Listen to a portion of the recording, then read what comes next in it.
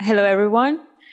We're up to the final discussion session today. I can't believe it's how the time flew by. I just want to mention that it's been really such a great experience for me to engage in such discussions about very different global issues that are very concerning, and to have the chance to use this platform to connect with people from such a diverse background and get to know you and how you view the world and how you view these issues. And I just want to say that I'm really grateful for having this opportunity. And well, with not much left to say, I just want to introduce today's topic, which is going to be about the generational gap, basically why young people don't get along with older generations.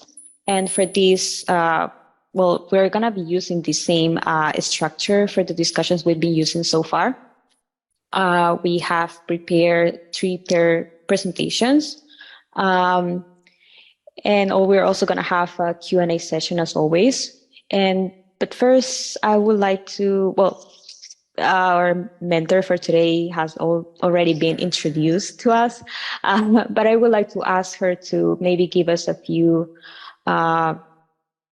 information about herself, anything related to her experience, or even if she's had any personal experience to share with us regarding the mentioned issue. Because I know this generational gap also translates to the workplace or even at the educational level in college when engaging in debates and interacting with people from different generations. So if you would like to say a few things before we start with our discussion session today, that would be great. Hi, everyone. Thank you very much, Valeria. My name is Claudine Ukubereyimfura, and that was part of the first cohort of the Ask Why. So I'm really, really excited to be here with you guys. I look forward to the discussions and everything. Regarding the issue, I think this is a very interesting topic because it's something we all know, but then we kind of take it for granted. So I'm looking forward to hearing from you guys, what do you think are the impacts of it? That people usually do not think about, and maybe how we can also tackle those issues. So yeah, I'm just going to keep it short. I look forward to your discussion, and thank you very much for having me today. Thank you very much for introducing yourself. I guess I just wanted to say a few things before we move on to the first presentation. Well, as we all know, nowadays we hear from people from earlier generations talking about how a life of ease and comfort has made today's young people soft and weak, and they usually generalize and categorize an entire generation as being too weak or too prone to feel offended by things more easily. They look down on younger generations for prioritizing things such as their mental health, work-life balance, self-growth. And meanwhile, younger generations tend to look down on older ones because of their lack of open-mindedness and for stigmatizing mental health, disregarding it as something that should be taken seriously. And while it is true that the latest generations will carry a big burden in many global and social issues such as global warming, environmental protection, human rights, it is important that we do not make such generalizations and stop blaming other generations without knowing exactly the social background or the conditions that they had to grow up in, but instead be more open to discuss these issues, learn and share experience and educate each other to have a constructive dialogue. And this is actually kind of related to what the next presenter is going to talk about, because we need to understand what the social and cultural and historical background the older generations or even the young generations are growing up in. We need to understand this in order to move forward to engaging in dialogue with them. So with not much left to say, I want to move on to Benu for the first presentation part. So today I'm going to be talking about what is the historical background of, and how generation gap came into being and how that translates into the modern times. So for us to understand how exactly generation gap works, it is really important to understand how it came to be, right? So generation gap came into picture in the 1960s. It was mainly in the US and Europe. And the reason or the, the terminology that they gave was because they were distinguishing the difference in experience of people who went through the world wars and who lived through the world wars and the people who did not. So they said that there was a major difference in how people who went through the war saw the world. And on the other hand, people who were born after the war ended, the world wars ended, did not get the intensity or that same amount of experience as those who lived through the war did. So that is how generation gap came into picture. In the modern times, generation gap talks about how there is a conflict between two different generations who live in two different eras and their experiences and their belief systems and values. Being a psychology student here, I would like to talk about the concept of cognitive dissonance. So, cognitive dissonance is nothing but a phenomena where your older values or beliefs don't align with the new information that you get from the environment, right? So, let's say I am a 60-year-old woman and my kid comes to me and she goes, "Oh, so now you can order something through the internet, or now you can just meet people online and hang out with them and meet them in real life." For me, as a person who hasn't experienced that in my entire life and who has always believed that the only way to meet people or get things is in real life, that would create a cognitive dissonance where my old beliefs and thoughts do not match with my current new information that is coming from the world. And I think this phenomena of cognitive dissonance is a very big portion of what generation gap is today, where essentially the new ideas of the youth or the new things that we are into, the development of technology, of course, and the new policies at play are not very cognitive dissonance friendly for the elderly. So they think they have a hard time digesting or understanding that, okay, this is possible or this is not, or this is how things are going to be from now.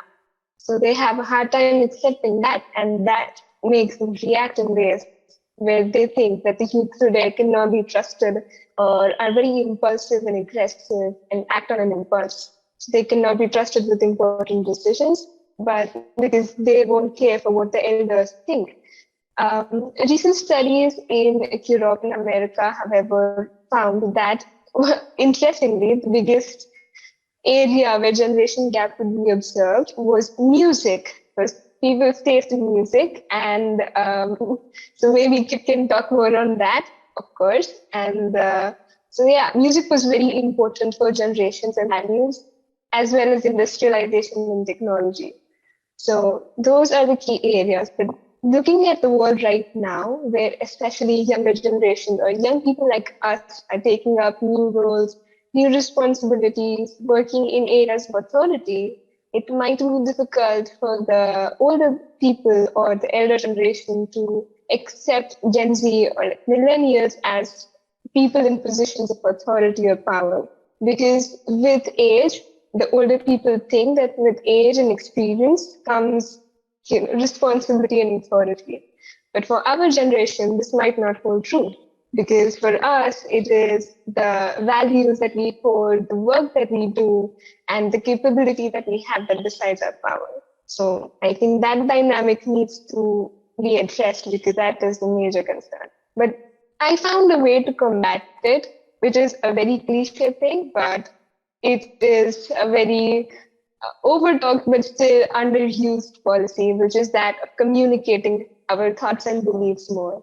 So not only at like a larger level of discussion and debate, but with every home, in every place, just communicating your thoughts and what you feel with the elderly can ease the generation gap to a large extent. With policy making, helping them understand how we want to work and how we want to live, and then doing some compromising and adjusting with their ideas as well, and finding like a middle path would go really well in reducing this generation gap. Also, with as you all know, that trend cycles repeat themselves, every few years, and what is old is going to be in trend and appreciated all over again after some time. Maybe we could bring in areas like art, music, entertainment, and put those areas in and appreciate what was old is always gold. And maybe that is the way to reduce generation gap and make elder people understand that, okay, yeah, we appreciate this as equally as you. And while we are new and doing something innovative, we still care for your values and still appreciate. So yeah, that was the input from my end. Thank you so much. Thank you very much for such an insightful presentation on the factors and the causes for generational gap and how it can be tackled by the younger generations. And yes, basically nowadays everything is influenced by the change of time, the age, the culture, the mannerism, and morality. And this change affects us all. And this generational gap issue is an endless social phenomenon because every generation lives at a certain time under certain circumstances and conditions. So all generations have their own set of values and views. And of course, every generation wants to uphold the principles they believe in. And this is a problem that has continued for ages. And basically, most conflicts of generational communication come from the tension between needs and rights that are incompatible, because norms and needs are different for each person, and even more so for each person, for each generation. And basically, today, young people similarly form their initial worldview when they first become fully aware of events around them, especially what is happening outside their own society.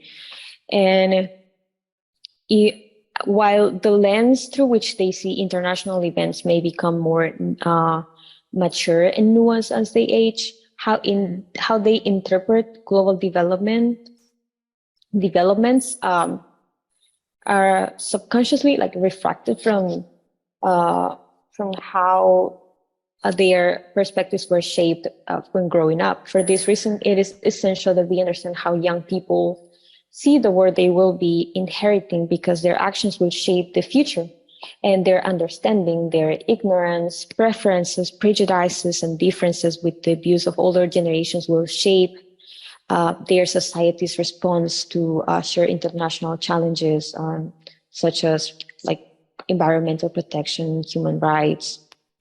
And this affects us directly because, and this translates to policy making, because nowadays our politicians are mostly people from older generations, and young people tend to feel like they are not, their interests and needs are misrepresented.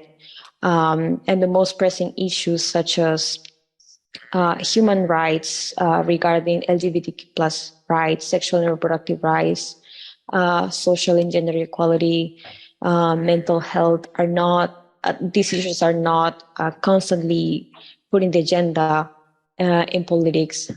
And that is how it translates. But what happens when, and when it comes to the intersection of, for example, beliefs, religious beliefs and government policy, because we know in some countries where there's a certain prevalence of a certain ideology or religion, religious institutions have such a powerful influence on society and even in politics. So this is maybe my question to the panel. How can, because when it comes to the intersection of beliefs, religious beliefs and government policy, most people think religion should be kept separate from government policies. Well, there's also a certain sector of the population, the most conservative ones, that think that government policies should support religious beliefs and values. So how can we aim for a global governance, like operating through shared goals, purposes, and values, as well as consensus in countries or societies whose political views, whose beliefs are deeply shaped and rooted by a certain religion or ideology? Yes. So I completely agree with everything Valeria said, especially the influence of religion in politics. I would like to mention that I feel like, so for me personally, I think as a young person, maybe this is a very like a Gen Z thing to think as well, to separate the religion from politics, or to use some principles, philosophies from, if needed, that is beneficial to the country, but that do not base it entirely on religion, and to not make irrational decisions just because religion dictates one to do so. I'd like to give my country's example, because in Bhutan, the governing policy is based on the religion, which is Buddhism. So in Bhutan, we follow the middle path philosophy, which means that balance between, economic development and national conservation and happiness of people as well. So there is this GNH philosophy that Bhutan has adopted. I'm not saying that practically it is 100% successful and that Bhutan is the happiest country. I'm not trying to say that, but I think this was a really good policy that came out of a religious belief, to walk the middle path, to not be overwhelmed by materialistic goals and capitalistic ambitions, and to like balance that off with like the value of people's life, putting people in the front of the policies. And so I feel like, so when it comes to this, because we saw this part of the religion as a philosophy, as a governing philosophy, it worked in at least structuring a more humanitarian policy in place, governing policy. However, I do understand that there are many times when religion is used to dictate people's life. It is used to not have valid reasonings for the policies in place, but just used so that people can't speak up against it. So I feel like this is where when it becomes an extreme idea, when the enforcement is extreme, that's when it's a problem. Otherwise, I feel like we can use religion in sense like break it down into rational senses, and if that happens, it's great. But again, I'm acknowledging that this is, as a governing philosophy, it's been great. I'm not saying that practically it's working 100%. Yeah. Thank you very much for your insightful participation. Also, Benu, are you? Yeah. Oh, yeah, I totally agree with what Rajita said. It's true that when religion is used as like an agenda for politics, it becomes really problematic. And I'd like to quote an example from Sri Lanka, where it literally resulted in a civil war when religion became part of the politics between the Sri Lankan people and the Tamils. So yes, that was a really important thing to note, that when religion is used as an agenda, when it is used as a reinforcer that only people of one religion have superiority over other because that is the political agenda, that religion forms the political agenda, it's very harmful. Especially in my country, because I come from India, there's so many different religions. It's almost impossible to take everyone's religion into consideration if we are taking religion as the basis of politics. So I'd rather suggest that to find like a core value in every religion that is also, agrees with human rights, and use that as a basis for policy formation could be a really good way to integrate, the religious values that older generations uphold and the newer values of the younger generation. Thank you very much. Yes, indeed, I will actually cite an example from my country as well. I remember there was a huge controversy in Peru a few years ago regarding the gender ideology incursions in the educational system of the country, especially in public schools, because the most liberal parties in our political, our government at that time suggested that there should be a gender ideology incursion in public education, and parents were really concerned that teaching about gender diversity and sexual orientation in schools could influence their children's perception and self-identity, and therefore they initiated a campaign called Con mis hijos no te metas, which translates to "Don't mess with my children," to basically prohibit the incursion of gender ideology in schools. And as such, as given that in many progressive countries there is a moral imperative to educate young people about the world they will be graduated into, and since gender ideology and sexual orientation are things that they will have to have their heads wrapped around in the future, is it safe to say that they should be taught this in schools? I mean, however, this proposal was finally denied because the most conservative parties opposed to this and such. I wonder whether uh, it is possible for us to move forward and use education also as a tool for us to ensure that the younger generations are aware of all this diversity that exists nowadays. And if they become aware of this, they can also have the chance to educate themselves and become maybe good policy makers in the future. But if a conservative sector of the population is trying to stop this, trying to whether it's for their beliefs, their conservative or religious beliefs that they oppose to this, to children learning about diversity. I think that it is important still for us to keep pushing forward to educate our children with a more diverse perception of the world. Because if not, we're just like parents are going to keep shaping their children's values with the ones they were thought of. And in this sense, we cannot move forward into a more diverse and equal world. So I guess it is true that in some cases, I mean, it is not right to also say that we should disregard people's beliefs and our parents' ideologies and religions when it comes to trying to solve these issues or engaging in debates about it. But I think everyone's points of view, everyone's opinion should be taken into consideration, and especially young people's voices shouldn't be neglected in policymaking. Yeah, I was thinking about the difference in the way people approach religion from, I guess this is just in my personal experience, wherein I feel like younger people tend to view religion as more of a personal relationship with whatever they believe.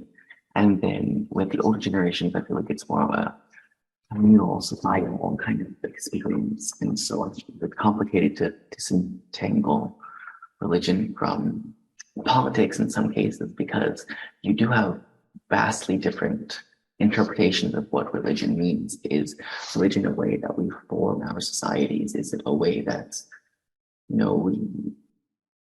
I don't know, like, is it just like me and what I believe and I can do whatever I want and as long as they don't affect everybody else? Or is it a thing where it's more like, it's how what I believe affects how I build my society? And I think specifically, in a lot of religions, that the differences are what's causing the problems. I think where some people think that, okay, like I'm thinking like maybe Iran or even in the US, you have a really like socially conservative, like Christian movement where the people in power who are religious think that, okay, like the way that we structure our society is this way. So I guess it's hard to say like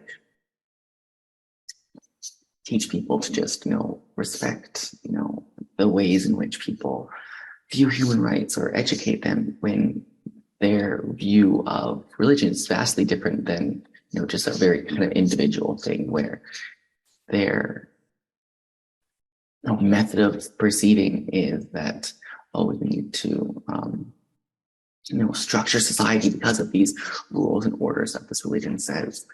So I guess kind of leads into another question of, how do we disentangle this generational difference between personal versus societal? I don't really have an answer, but more kind of, yeah.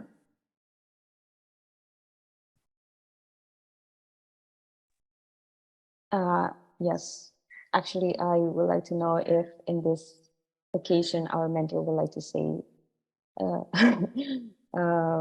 a few remarks of what she thinks about this, what Kid just mentioned. Yeah, thank you very much. I've been enjoying the discussion so far. You guys have raised very important questions regarding the intergenerational conflicts. And for example, what Kit just mentioned related to how maybe religion is viewed differently from young people and older generation. And I think maybe something that came to my mind is the issue of identity. At least from my own experience, I feel like there is a difference between how the older generation constructed their identity, sometimes which is very central to the community, big families, while Generation Z and millennials, it's more like the individual, what I like, what I want to pursue. And it can be really difficult to, reconcile those very different ideas of how an individual should identify him or herself as. So in that context, I think something that Venu mentioned at the beginning, communication. Really, I think communication is key so that they can understand where we're coming from. We can understand where they're coming from. And also something else I think we should consider, sometimes conflicts come up because we're facing different pressures. We have a hard time dealing with them. So then you take on, you attack the other person.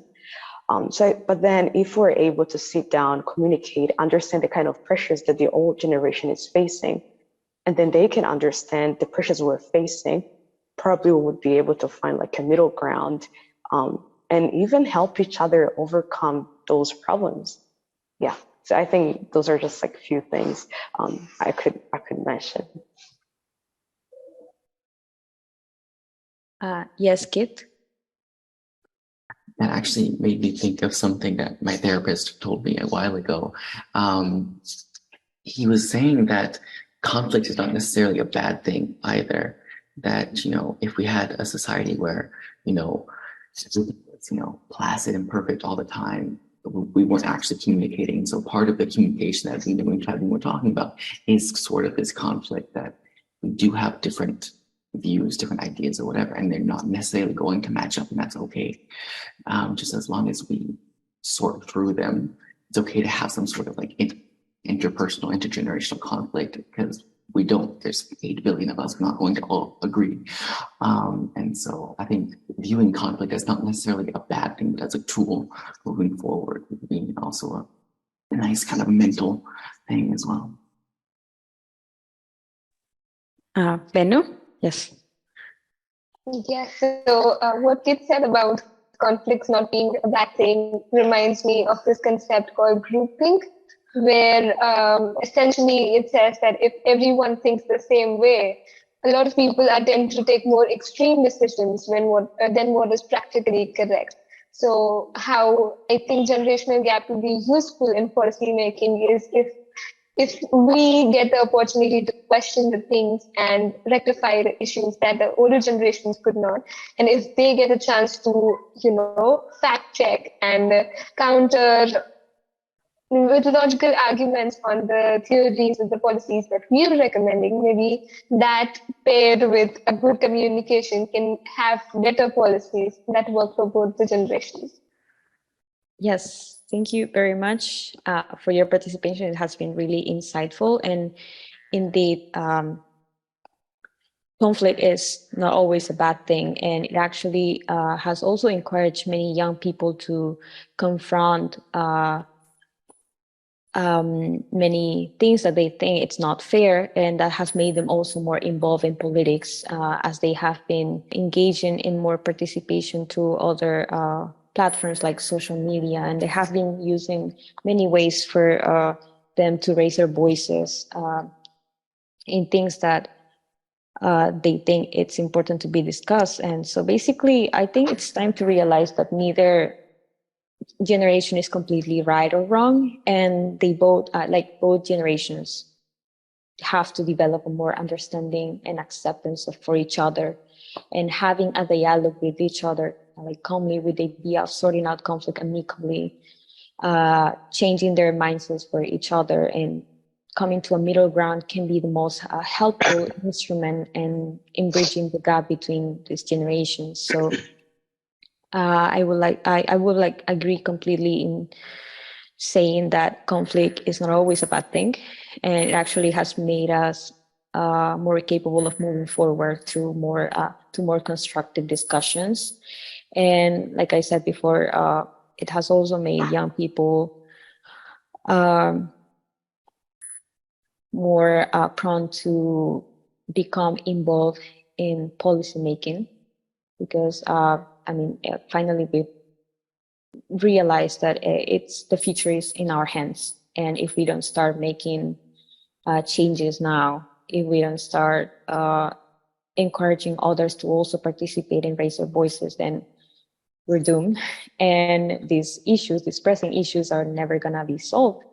And so I think it is very important for us to establish a dialogue and try to understand also the background, the historical, cultural background they grew up in, and not just completely disregard them or look down on them or blame them for all the issues that have arisen lately. I think it's time for us to present the next presenter, Regita. Yes. Yes. So basically, I'm supposed to be talking about youth participation in politics and protracted conflict. And this is where I think, personally, using the sentence that, conflict is not always a bad thing is, I think, a bit critical. And I think we need to rephrase that a little bit, because when we think about the political conflict that has been taking place all over the world in the recent years, those conflicts are so major that has cost the livelihoods, the lives of so many young people in the most horrific manner. So instead, I think it's important to acknowledge that conflicts can create a space for people to work better, come together, revolutionize maybe the system. But however, to say it's not a bad thing, especially in today's political context, I think is something we can all learn to not do, right? Because I think it shows a lot of, I think in a way neglects the harsh reality that a lot of young people are facing all over the world, especially in this protracted conflict zones of political conflict. So I would, again, my presentation is very much similar and in the flow of the conversation that we've been having here. We've talked about the differences in opinion and how that's important in a society. It's important that we have these conversations, we have this discussion, negotiations, even arguments, and how that's important to make sure that at the end of the day, the society at a big scale is doing better. However, the sad reality is that young people, youth who represent a big portion of the society are not represented, don't have enough space in politics at a local level, at a national level, or at an international level. So for example, globally, there's a statistic that says less than 6% of the parliamentarians are under the age of 35. And even though young people make almost half of the world's population, people under the age of 30 make half of the world's population, yet only less than 6% of the parliamentarians that are decision makers who are part of the law policy making in the countries are under the age of 35. So this in itself shows that there's not enough representation. And so this is a systematic barrier for young people to even be part of the conversation. And this is where, there's very little that young people at an individual level can do to change a system that doesn't even accept you in the first place. And this is where I think having conversations like this at a bigger scale is really important. Accountability, demanding things are really important, right? Because we have to acknowledge that young people are actually should be at the center of policy or political decision making, because it affects us the most as well. And oftentimes there is a stereotype that whenever young people want to be part of the politics, they are a threat to the political system, that they are being rebellious. The word rebellious and rebellion is constantly thrown around. In today's context, for example, I'd like to give Iran. I've been mentioning Iran in a lot of my sessions, and the reason is because I think it's really commendable how young people in Iran, despite all the atrocities that is thrown their way, are coming together, and they say this is a revolution. This is not a rebellion, it's a revolution. This is young people trying to take up the space that they rightfully deserve. This is young people voicing out for the space that they rightfully deserve. And this is where you see that these are not just people with no life of their own. It's not that, it's actually them coming together because that's what is needed. So in a space where politicals, in a place where there is not enough space for young people to be part of politics, of course you are then forced to take up the space in a lot of ways. And this often is seen in a very negative light, especially by, I think, the elder generation. And this is where there's this difference in thought, but then we don't realize that even in our elder generation's time, they had similar acts of like revolution, speaking up, I think it's just when you cross a certain age that you think, the young are not credible. And this is the second part that I want to mention, is about the credibility of young people. Oftentimes, again, young people are not involved in political decision making, even not just in like a national level, even in an organizational level. Young people are not kept in discussion that are related to the organizational discussion, all of that. And that's mainly to do with their credibility. Their credibility, their qualifications are often questioned, and that I think is something we need to change, because like I said, if it's the young that are facing the most, even like we talk about climate change as well, how young people face the most, a disproportionate impact of the climate change, then we have naturally the credibility to speak about it, However, it's our credibility that is that is often and like constantly questioned. So basically, I think what I wanted to say was like, for political system to be representative, all parts of the society must be included. And that means the young people in itself. When young people are disenfranchised or disengaged from political process, a significant proportion of the population has little to no voice or influence the decision that like the group member that affects the people's life. And so to make a difference in the long term, it's important that young people engage in far more political processes and have a say in formulating today's politics. And I say that, like I said, even at an organizational level, this doesn't always have to go in the national, diplomatic level in itself. If young people are empowered, even in an organization, in the job space, in homes, that pushes them to be more confident, for them to, reach out for more, like to learn more and, do more on their behalf as well. So I feel like the systematic barrier that at the moment is like, restricting young people from even like accessing the space that they rightfully deserve is a major concern for all of us. And I really do think that at an organizational level as well, even in private companies, to INGOs, to NGOs, and in local and national politics, it's important we try to like reform the system like this. The representation is really important. And in today's day and age where we talk about inclusivity a lot, it's important that in politics as well, inclusivity is constantly included. And again, when you say young people, I would like to mention that young people of different groups of society living different lives, all of their voices must be included. And to do that, again, there is a system that you can follow, right?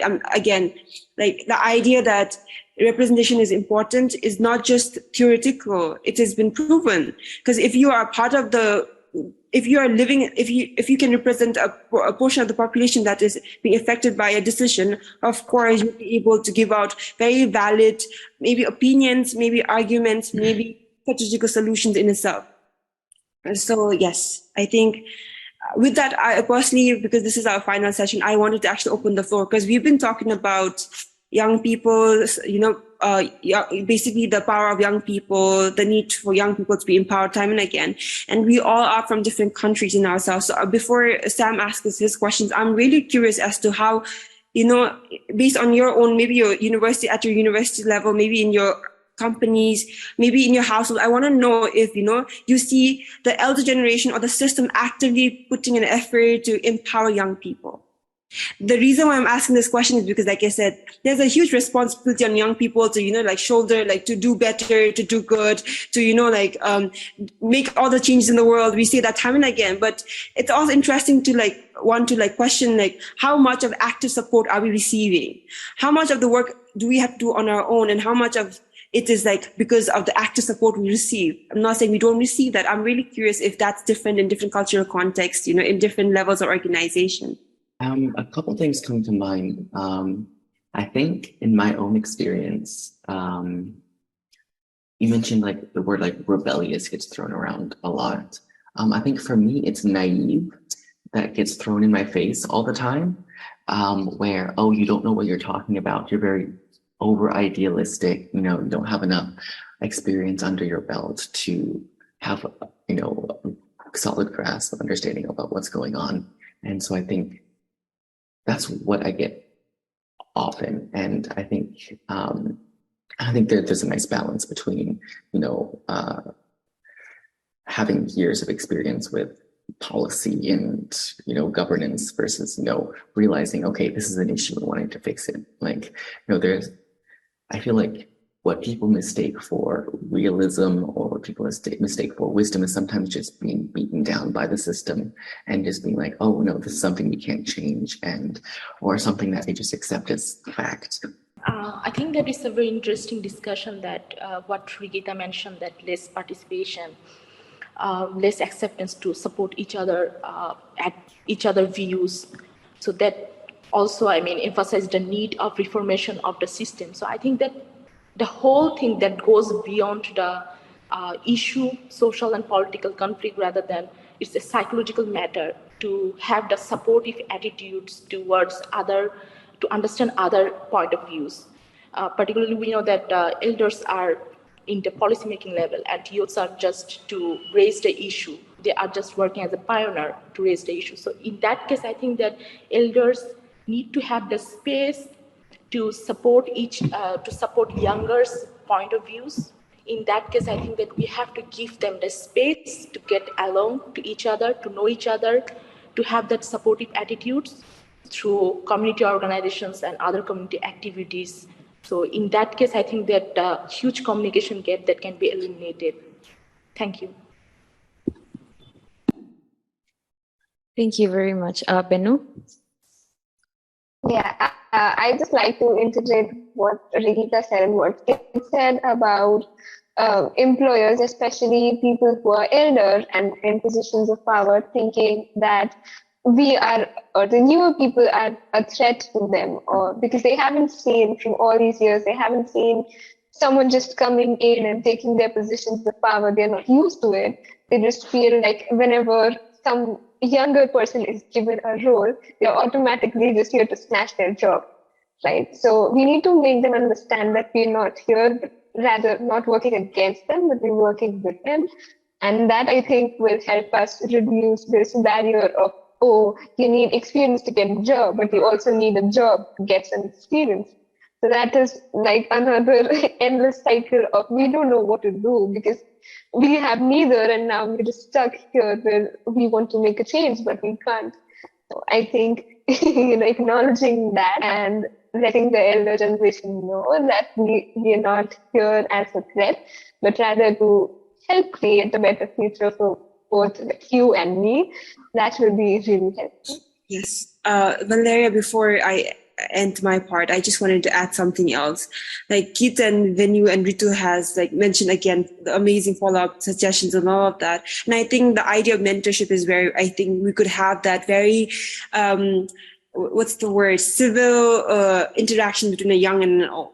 Because how Vinu mentioned that the old often thinks it's a threat, that the young people are trying to take up space. And like it mentioned, the old the ones in position of power who are usually from the elder generation don't even acknowledge our existence, our experiences, I think mentorship is the most civil manner of connecting the two generations, where we are telling, because young people are not saying we don't want to be mentored. We're not saying we don't want to be guided. We are lost in some ways because there's no space, and we think we have to do our best to do it on our own. And it's tiresome and exhausting. So I think it's in times like this where even at an organizational level, at a national, international level, mentorship should be constantly pushed forward, where people in positions of power with years of experience are able to mentor, give their time to young people who are coming on board to that space. And I think this would create a more healthy relationship between the two generations. Yes, Kit.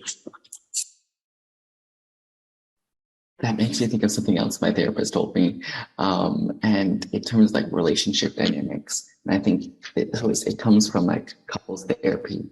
And I think it can apply to workplace dynamics as well, where, you have what breaks a relationship is when you have you versus the person and not you plus the person versus the issue.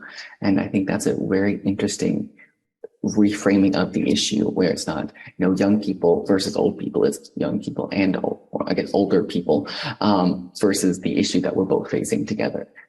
So I really like that reframing. That's how I view things now. And I thought, it comes from couples therapy. I think it can apply to other aspects. Yes, I just wanted to add on to what Regita asked in the beginning, at the end of her presentation about what is being done by our like governments or in our countries in order to empower young people. And in my personal experience, well, actually over the last decade, in my country, young people's perception of having a say in politics and participation in election and their representation in state institutions have barely improved. And more worrisome, youth's trust in government has decreased abruptly over the last years with recent critical crises like critical political crisis and various events that have been going on in my country. And actually, right now, there's a whole political crisis going on, and young people,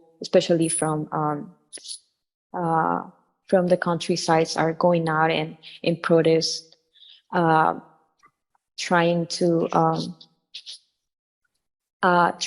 accelerate the no, what is it?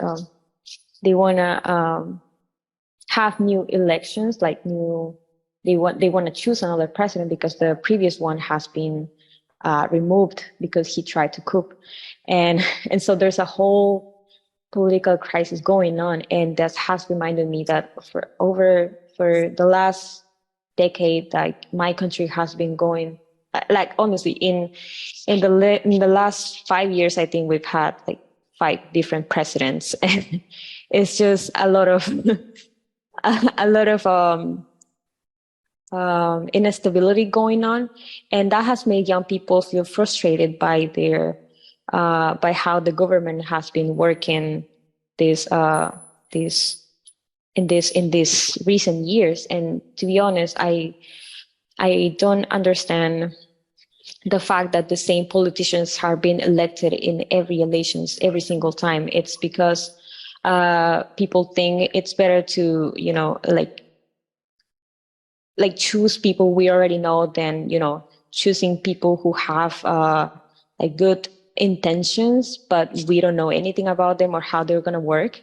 And so we are reluctant on trusting new politicians, and instead we choose the same ones that don't like that they are even being processed and prosecuted for corruption and stuff. And even still, like participation of young people have reduced like abruptly in recent years because of the abuse to this.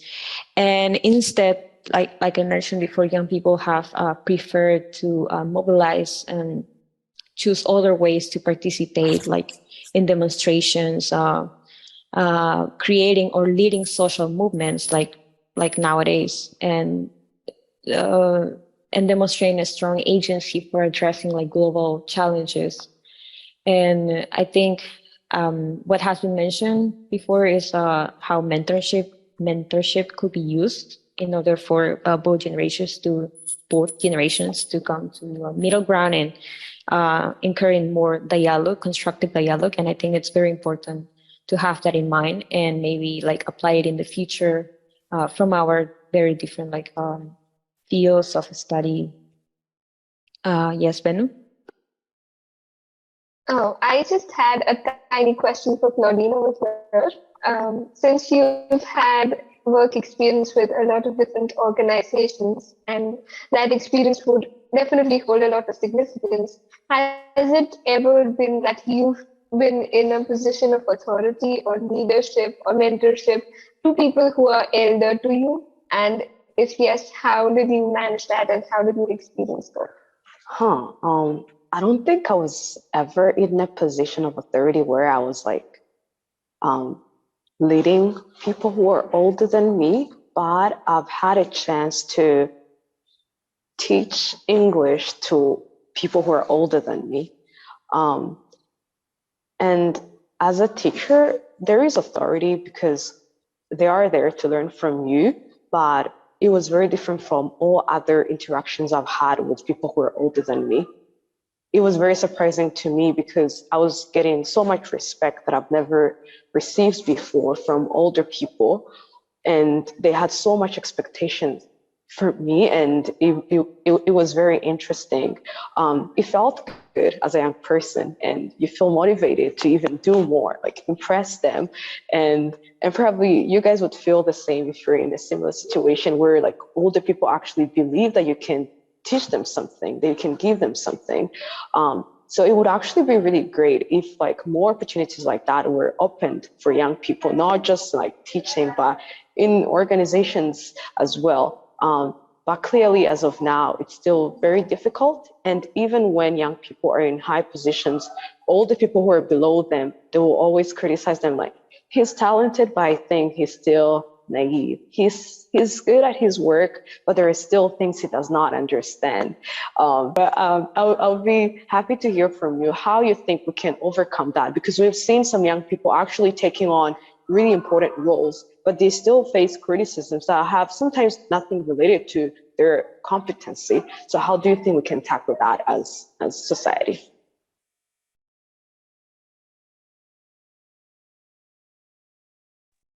So for me, at a personal level, I don't usually mention my age whenever I speak to people, especially in a professional setting, because I have realized that whenever my age is mentioned, there is a very different attitude that I receive versus when my age is not mentioned. And I think that's a personal skill of mine.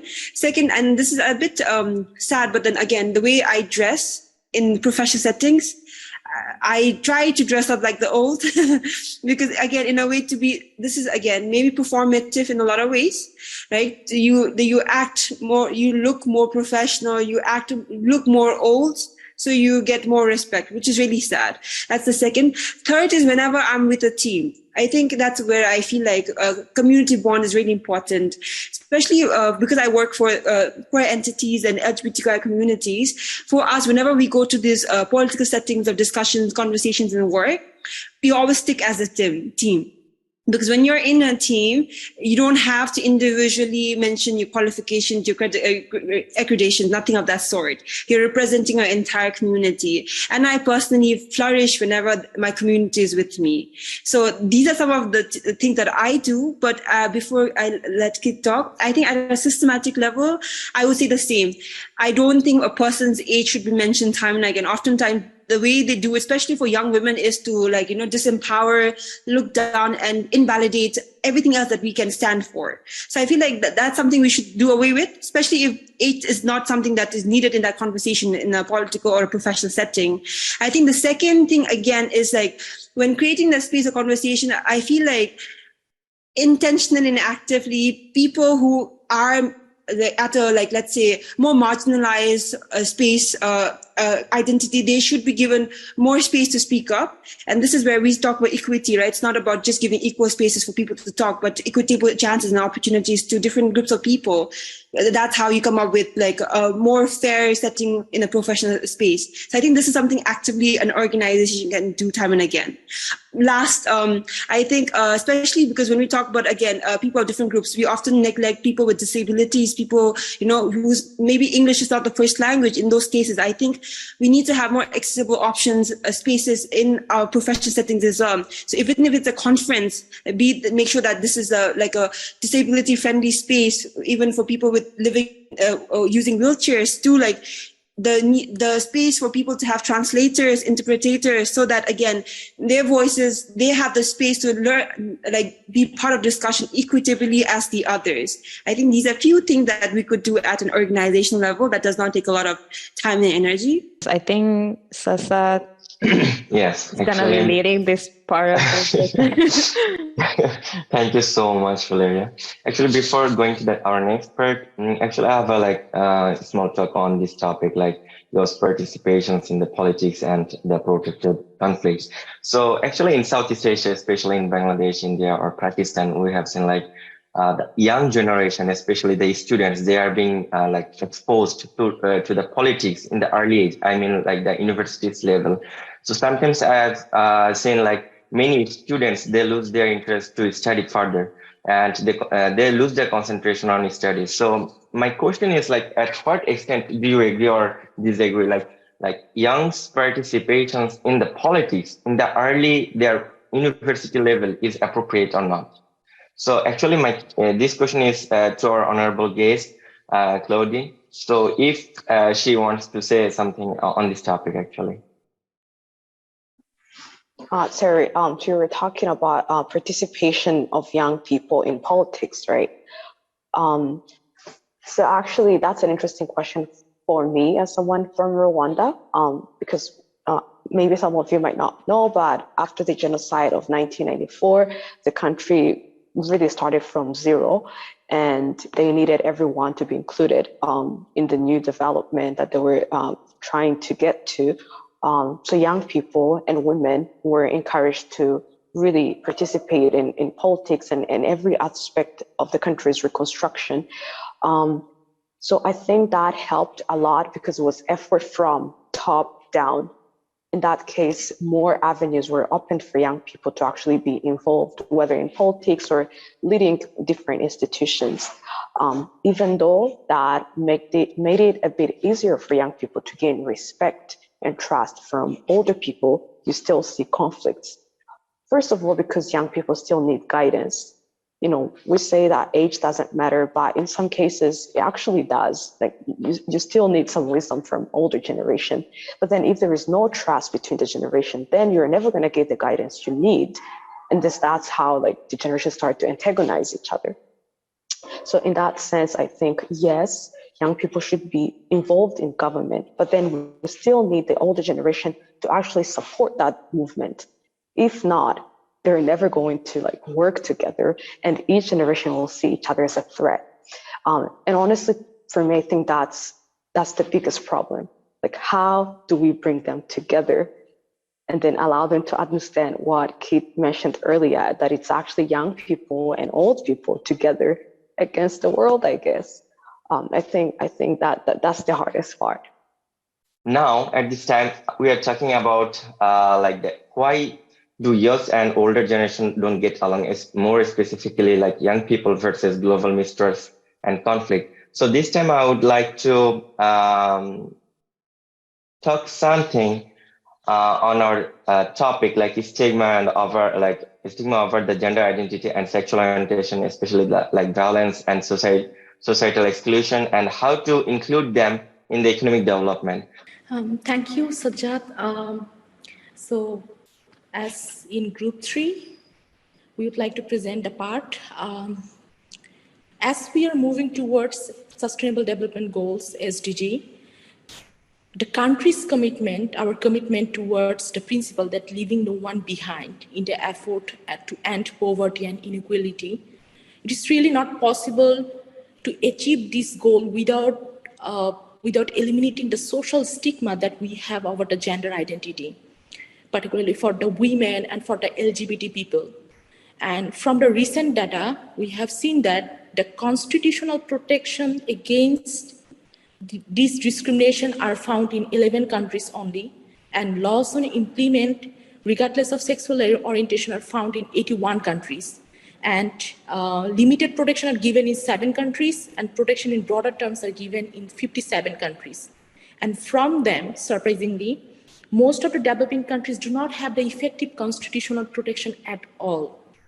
So, lack of enabling that legal framework, which often is a result of such stigma, that is another important reason for this exclusion. So at this time, 67 countries, they continue to criminalize homosexuality.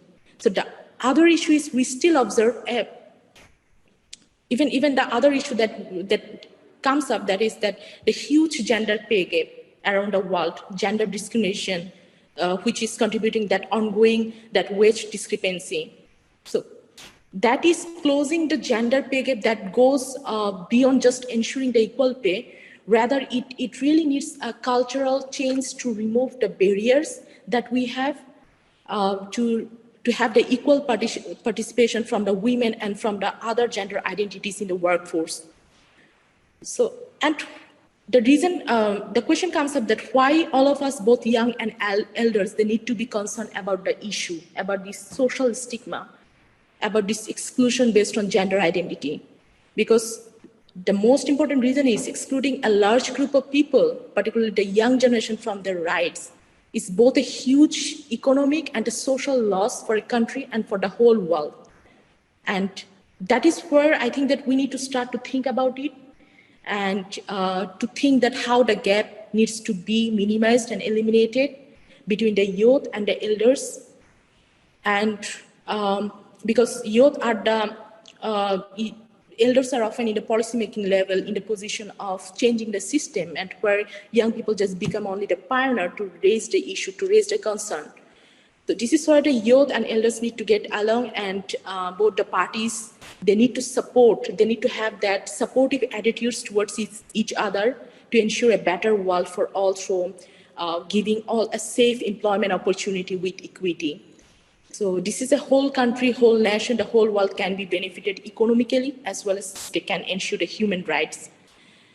And here the gap between women's and men's earnings, discrimination, our sexual orientation, all those are the symptoms of a broader cultural problems in workplaces.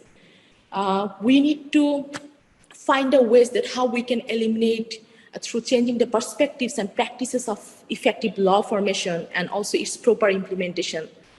So there is way that we have already discussed about it, and the way is that we can help both generations to interact with each other, to talk about the contemporary issues and concerns that we have, and it needs to be start from the scratch level. For example, that being involved into the community organizations, because most often we only involve the youth people in the activity, in the community activities, but we need to give the space to both parties, elders and youth, because they are how they can exchange their ideas, they can exchange their thoughts that can directly help them to understand each other's views and have to help them to grow a supportive attitudes towards each other, not just thinking inferior or superior to others. So that's how I think that the world, the community can be strengthened and positive exchanges could be occurred. And this is how I think that this can help them to understand and embrace their similarities and differences that they have, and encourage them to learn through mentoring, that what we have already discussed, that will help them to have a learning attitudes to each other. And this space needs to be created from the local level, in the local, national, and international level. So even though we often talk about that states have the power, the duty to put an end to the exclusion, to the social stigma over gender identity, and foster their inclusion, I think that only exchanging positive ideas and eliminating these communication gaps that can help to resolve the issues that we have around the world, and that can help us to have a strong initiative to adopt an anti-discrimination legislation, and that can include gender identity among the prohibited grounds. And definitely equity must be ensured that way, because it is not only what states should do, rather it's also what we can do from our stance, from our position. So I think that this also can lead the state to enforce the law to mitigate the discrimination. Thank you. In our country's case, even like there's a term like hijra. I think it's very popular in India too. That term, I don't know, Venu, if I'm making mistake, please make me correct. So there's a particular group, like a group of people in our country, like they are called hijra. Actually, they are human being like us, but they have like gender stigma, like they are both male and female, like they are carrying the both organs. So they are called hijra. So officially they are called now third gender, but in the number, they are almost like 1 million. But in terms of the access to the education, access to the basic rights, they cannot ensure. So this group of people cannot participate actively in our country's economic development. And that's a very huge issue. Like we have the policies, we have the laws to protect their rights, but it's in the book or it's in the written, not in the practice. So I don't know, in India, what's happening over there. So especially for this group of people, because I've read several articles on their livings, on their earnings, and for example, they don't have the basic education. That's why they cannot get the like appropriate job for their livings. So Venu, would you want to add something? Oh yeah, sure. So the term that you said, hijra, it comes from, it has a lot of history and it has a lot of weight in the sense that it's usually used to stigmatize or criticize, people who belong to the third gender, who have a different sexual orientation than just male and female. So although that term is not in use anymore and people don't, especially younger people, are sensitive towards the meaning and the way that it holds, the value or the core thinking, especially in the elder generation, with that gender identity still stays in the fact that there are certain jobs or there are certain areas of work that these people are limited to and which were traditionally assigned to them. So they could, be at weddings, they would have to sing at parties or when somebody is dead. So that is the only traditionally available employment option that used to be there for them. But I think the younger generation is definitely working so far in the fact that we don't use the term anymore, or we don't categorize people as hijras or third genders. We just let people be comfortable with their own gender identity and try to be more inclusive in the fact that we are trying to bring more employment opportunities to them so that they can integrate into the new society, as well as holding pride parades and including them in that, and letting them know the fact that they are safe right now with us, with younger generation. They can openly express their identity while still being part of the main community. Yeah. So I guess, it kind of leads me to the question I'm going to ask anyway, which is perfect, in terms of the oppression of gender and sexual minorities. A lot of these oppressive policies come a lot from colonial era policies and attitudes. And so one of the questions that we came up with was, at what point do colonial powers have a responsibility to people in formerly colonized countries to one, reparations, but also the fact that when does the country take responsibility for the it's kind of a complicated question, but to what extent are these attitudes tied to the traumas of colonialism? And when does the blame stop existing on the colonial power and start existing on the country itself? And you see a lot of this in the Caribbean, specifically in my own studies with Haiti and the Dominican Republic. There's a lot of talk on reparations with France and Spain, but a lot of these communities are also intrinsically very homophobic and transphobic. And so I don't know quite how to say it, but to what extent do these colonial powers owe reparations? And then to what extent also do these countries owe their own communities proper political, integration, I guess. Thank you so much, Kate, for your valuable insight. So I think Regita wants to add something. Please, Regita. Yes, I think first and foremost, the idea of how colonialism has influenced so much of our societies, especially in Asia, whereby we've actually lost our true culture that in a way was more accommodating to a diverse gender SOGIC people, right? And in that, I think reclaiming queerness is something we are, even as a small community in Bhutan, we are actually trying to do. What it means to be queer, what it means to reclaim that identity that was before colonialism even happened. So of course, the laws, the first thing is the laws, right? The colonial laws that, over the years, even India, Bhutan, we have decriminalized homosexuality, which is a great win. However, there are still many countries, even in Asia, that still criminalizes homosexuality. And whenever there is a replacement of this law, they are, in a way, even if they're replacing this law, they're replacing it with more dictative laws, which is really sad. And I think last time the ambassador did mention about Korea as well, right? The difference in a national law versus one law that is specific to one constituency or one one's field, and that contradictory laws that are still in place in a way oftentimes is what causes a big barrier to people from different SOGIC. But I feel like, again, at a organizational level, because I mean, at a bigger scale, there's a major things that we need to do, but at an organizational level, because all of us are young people, I think what we did propose to our government while doing the national gender equality policy framing workshops and consultations was that when it comes to even the employment, the application process, like why is there a need to mention your gender? And if there is a need to mention your gender, your sex, why is it limited to 2 options?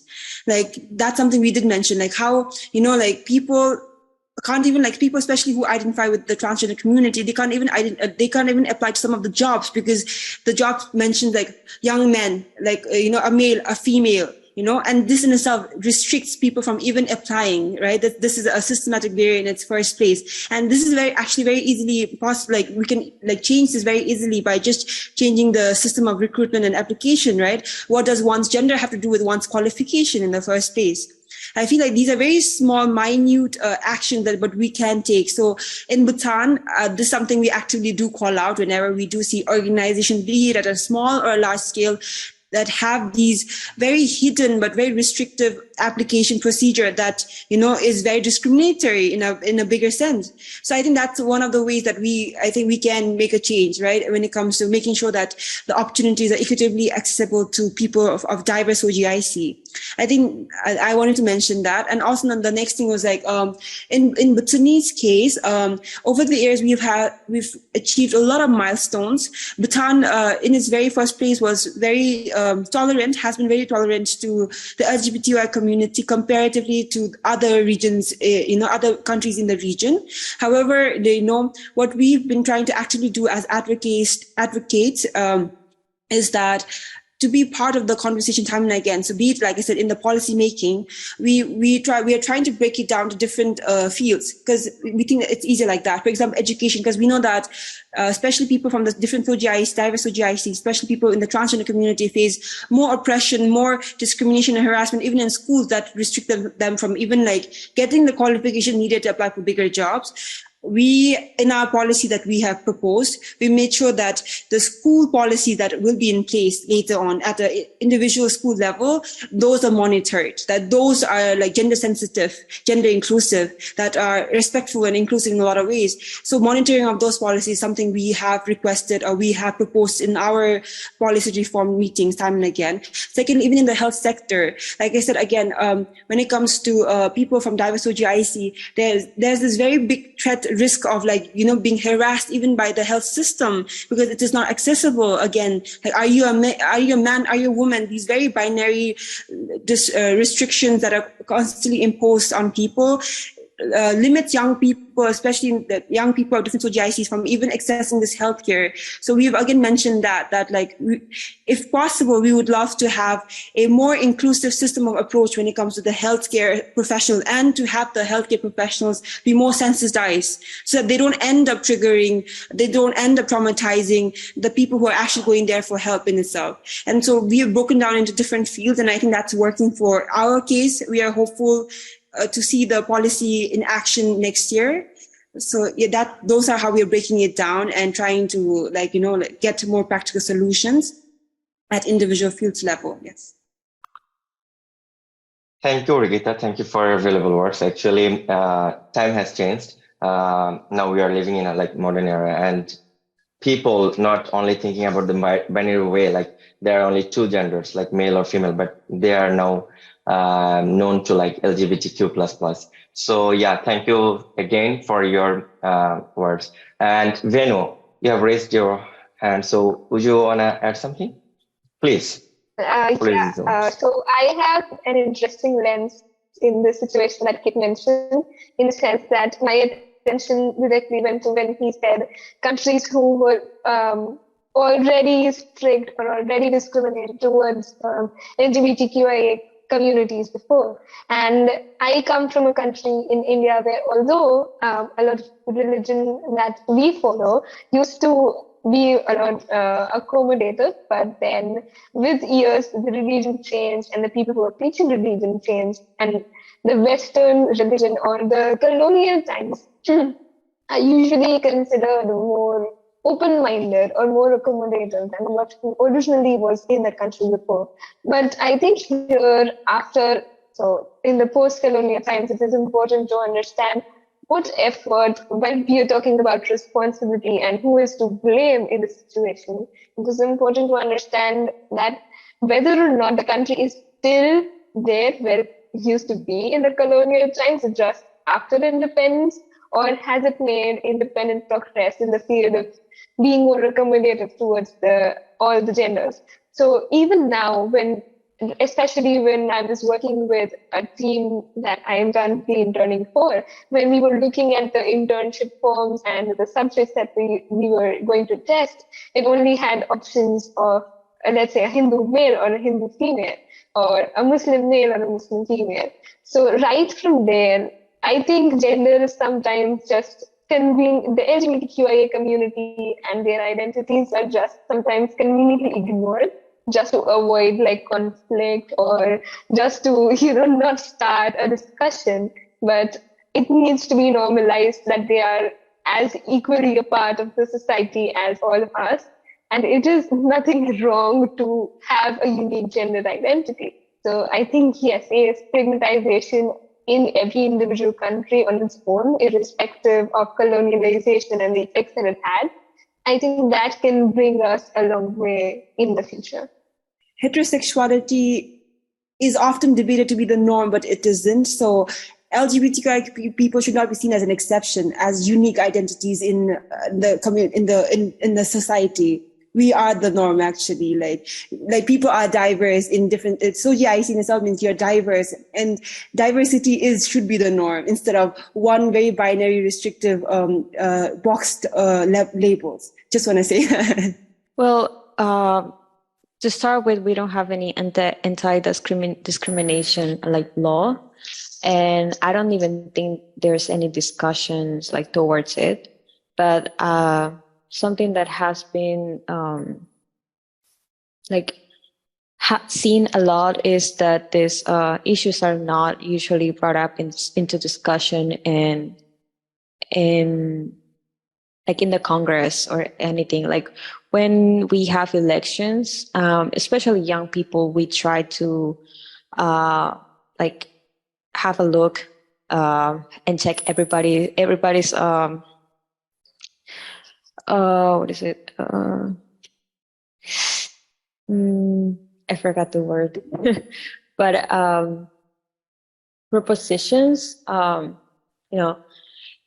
like the things they want to work towards if they come into power.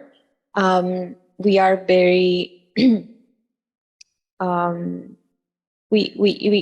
we always tend to analyze this, and we engage in discussions on which candidate is the one who's representing our needs. But as I mentioned before, a big part of our population are usually elder generations, and they are the ones who have the greater voting rates in participation as well. So in the end, all our efforts, like me personally, I've recently been campaigning for a few candidates before also, because there was actually one party that was one of the newest ones to appear in the previous elections, and they had a lot of very young people as candidates, and they had really good proposals in terms of environmental protection and also human rights, especially when it comes to LGBTQ rights and also abortion law. And all of this was very interesting and new for us, and we wanted this candidates list to win. Unfortunately, they didn't, and they couldn't manage to get many candidates into the Congress. So in the end, all these proposals are whenever they try to bring up these topics into debate in the Congress, I mean, they are not usually taken into consideration because of the conservative parties are the ones who the majority in the Congress. So in the end, all our efforts are for nothing. And like I said, regarding the gender identity and sexual orientation issue, but like I mentioned before, there's been efforts towards making this like to put this into the educational curricula in schools, or I mean, maybe not necessarily in primary school, but maybe at a certain level. But there's been efforts in order to promote this education towards sexual orientation and gender identity. But unfortunately, all these efforts have not been fruitful because of there's still a certain like conservative sector of the population who are against this and opposed to this, and so just that's the case of my country. Yeah. Yes, what Valeria was saying got me thinking about education. So my partner is actually from Egypt, and so I was on Facebook reading the comments, which you should never do in the first place. But one of the things that you see often in the comments in the Arab world specifically is that sexuality is not a human right. It's seen as like a luxury, a pastime. It's seen as something fun, and so I think that the educating people around like one, sexual and gender diversity, but also the idea of like sexuality as a human right. It's more than just like sexuality is more than just about sex, right? It's not just something you do for fun. It's it's identity. It's about loving someone else, about having equal protections in government and the workplace and stuff like this. And so I think if we're speaking about like anti-discrimination laws, I think a lot of that comes from educating people that it's an inherent part of a human being. It's part of their identity, and it revolves around a whole lot of things that you are discriminated for and against. And it's not just like a luxury pastime thing that people are choosing to do in their own homes or whatever. And I think that's a very delicate and sensitive conversation to have, but it's also very, very necessary as well. Oh, yeah. So far we've been discussing about how young people, we can create a safer community within ourselves. But I wanted to ask Claudine and everyone else on how can young people manage to make the elderly or the other generation more tolerant towards our different gender identities? Vinu, that's a very difficult question, like really difficult. So I think some of the potential answers have been already mentioned. Education. Sometimes we view education as something for for kids, like for young people, but I actually think education for the older generation is actually very, very important. There are lots of things they need to learn, not just using smartphones and the new technologies, but also the new ideas in the society. So I think educating, even though they might understand it as something very condescending to them, but I actually think it would be very helpful to educate them about how young people think about these issues for them that look very impossible to comprehend. So yeah, education. And again, using Rwanda as an example, bottom-up efforts are always important, but when there is not top-down efforts, sometimes it just leads to nothing. So really electing politicians that are taking these issues to heart, I think that would be very, very important, because there is no survey that proves this, but at least from my experience, it looks like older generation actually listen to what governments say. They tend to believe it, at least from my experience. There might need to be research on this, but if the government is actually promoting better way of approaching these issues, I think older generation might be a bit more cooperative when it comes to changing the norms and understanding that people have regarding these issues. Again, I'm a very optimistic person. I'm actually hopeful because there is a point back in history where even the place women have in society right now was something that no one could ever imagine. So I'm pretty sure that with constant efforts, eventually we're going to get there. At least that's my position. I agree 100% with Claudine when it comes to education. That's the most, I think, practical system that we can use, to educate the elderly.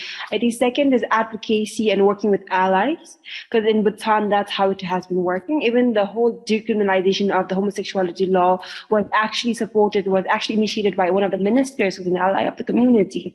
And so we often neglect the power allies have. Because oftentimes we are in echo chambers where, it's like-minded people from the community, but there are people outside of the community with bigger powers of influence, who can make a really big difference. Just like how Claudine mentioned, like the elder generation are, they tend to listen to the government more. So meaning they also tend to listen to people in positions of power, the older ones in positions of power more as well. So I think having allies and constantly working with them through advocacy is really, really something that has worked in Bhutan. Even to this day, for example, the health minister of Bhutan is a great ally to our community. Whenever we do have events, we always have her on board. It's always so fun. It's always so amazing and wholesome. But at the same time, having her on board in such conversations also allows the audience to see us as a accepted a more a friendly space for everyone else as well. So I feel like working with the allies is really important. I just want to reference one example that I have. I was in a panel discussion very recently, which was full of actually women, female leaders and people from the queer community. And there were few cis-het men who was in the media sector. And I remember one of the questions that one of the men asked from an older generation asked was you all are usually in an echo chamber, but at the end of the day, it's people like me, who are often against you all. So how do you plan on working and bringing more people like me on board?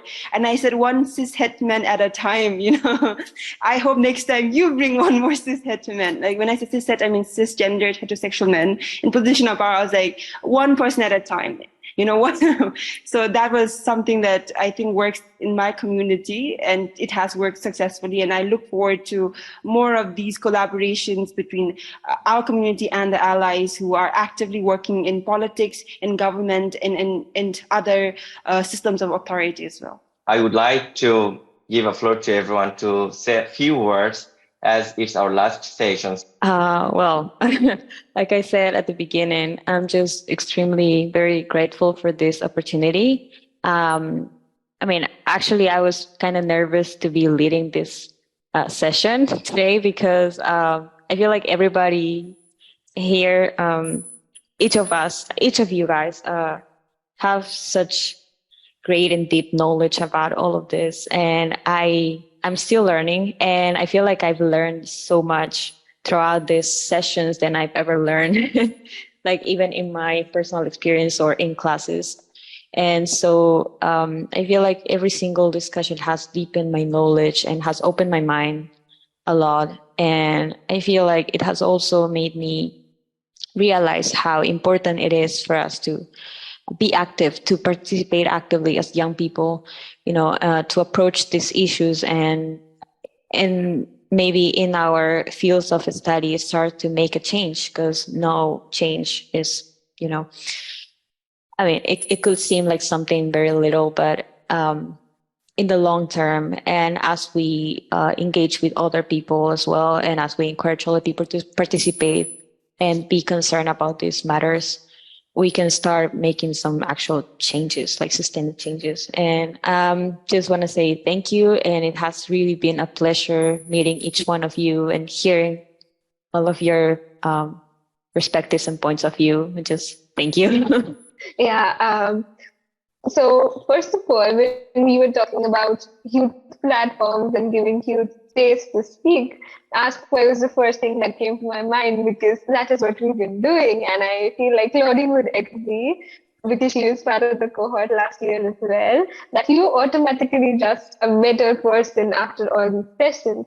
You know so much more, and you have the capability to understand so many different perspectives, which puts you in a place where you're like, okay, this is possible, but okay, this is possible too, and maybe we could try this. So that, I think, what Ask Why taught me personally was that no matter what the situation, there is always a choice, there is always an option, there's a way to improve and to move forward. And I think a big part of it was all of you guys as well, hearing you guys speak about different things. Initially, I was not gonna lie, a little bit intimidated because I was the youngest one of the group, and I felt like I don't know if I know as much as you guys, or if I'm, credible enough as a source. But throughout the sessions, it was such a fun time, and you guys are so sweet and kind, and all the mentors and the people from ASPA as well were super nice. So yeah,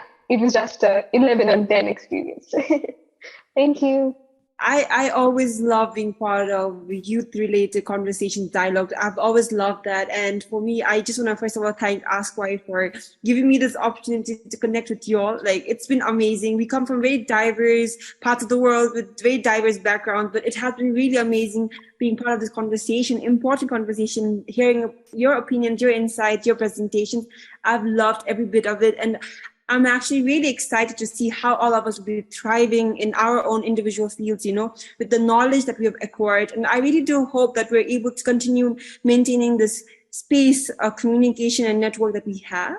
And I hope we're able to support each other, because I feel like that's how we should. I hope it's a sustainable relationship, basically. And so I just want to take this time to let you all know that if there's any way that I can be of help, be of support in any time, I would love to, WhatsApp, let's not delete our WhatsApp group as well. And yeah, I also want to thank AskWhy for actually giving us this platform to talk, to have this very informal, very sometimes structured, sometimes not, but still very important and very inclusive space for discussion. I've loved every minute of it. And yeah, I'm really excited for all of us. 사랑해요. Just echoing all of those sentiments. It's really nice to be here with you guys. You guys are all very, very impressive. I've learned a lot from you guys, and echoing Regita's sentiments of definitely keep this alive. If you ever need anything from me, don't be afraid to reach out. We can collaborate in the future. I think that's definitely a way of following up on all of these things we have been talking about, is collaboration between ourselves. Looking forward to.